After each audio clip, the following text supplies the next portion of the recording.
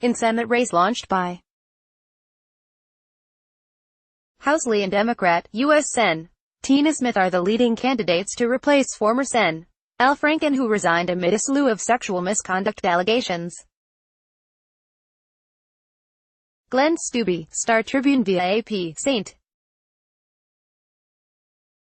Paul, Min. AP, in Minnesota's surprise race to fill Al Franken's former Senate seat, the two women running tell their own versions of a familiar story. Democrat Tina Smith, who filled the former Saturday Night Live cast member seat in January after he resigned, recalls being asked if she could handle a grueling campaign. Her steely answer, "I should not be underestimated." Her Republican opponent, State Sen. Karen Housley, talks at campaign stops of her disbelief when her financial advisor told her to stick to changing those diapers and putting a good meal on the table when she asked about her portfolio. She studied up and wrote a book about investment instead.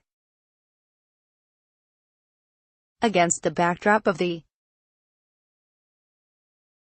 no race is more emblematic of the changing landscape than Minnesota's Senate contests, where the leading candidates are women seeking election to the seat of a man who resigned due to sexual misconduct allegations. "I think we are maybe at a tipping point for women to say, 'Yes, I can do this job,'" Smith said in a recent interview. For women to grasp that moment and run with it is a really exciting thing. Two other states, Washington and New York, have general election Senate matchups where both candidates are women. Arizona and Michigan may join them. Senate campaigns are often drawn-out affairs, but Franken's unexpected resignation made Minnesota's race a relative sprint. His departure unexpectedly put another pivotal seat on the map for 2018. Democrats already needed to hold ground in nearly 24 blue states to have a shot at retaking control of the Senate. From the start of Franken's downfall, the focus has been on women, first on whom Democratic Gov. Mark Dayton would name to Franken's seat and now on the women running to finish his term. Housley and Smith are well known inside Minnesota's state capital, but they are little known statewide.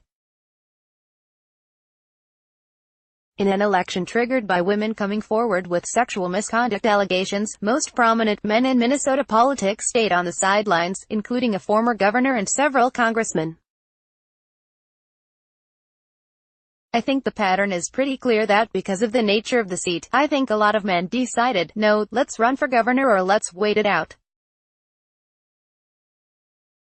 This is not the year," said Shalene DeLake, a national Democratic political strategist.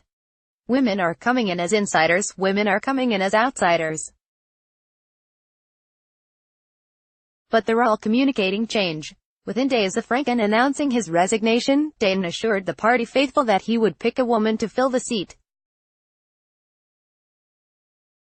He eventually turned to Smith, his lieutenant governor and longtime trusted aide, who spent years as Dayton's top staffer before joining his ticket in 2014.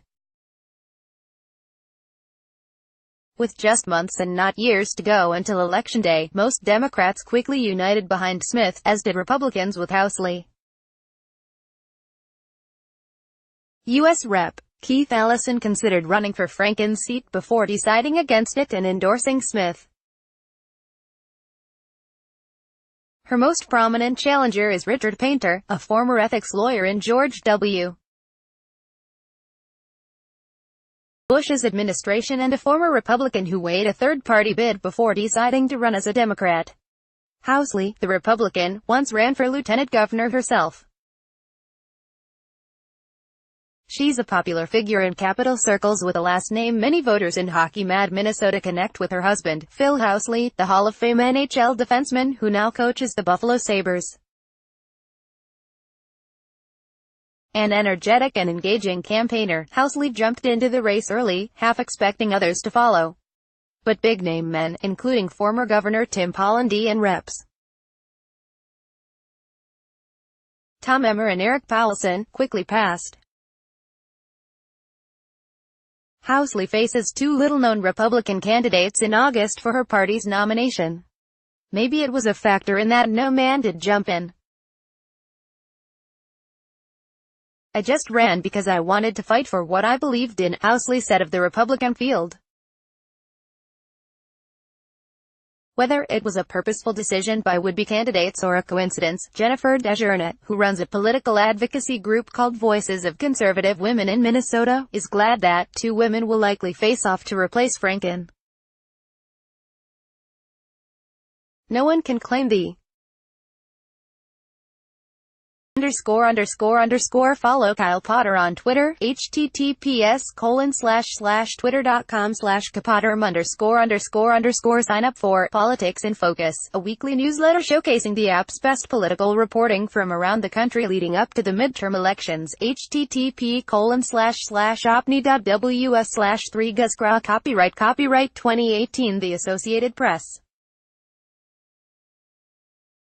All rights reserved. This material may not be published, broadcast, written or redistributed.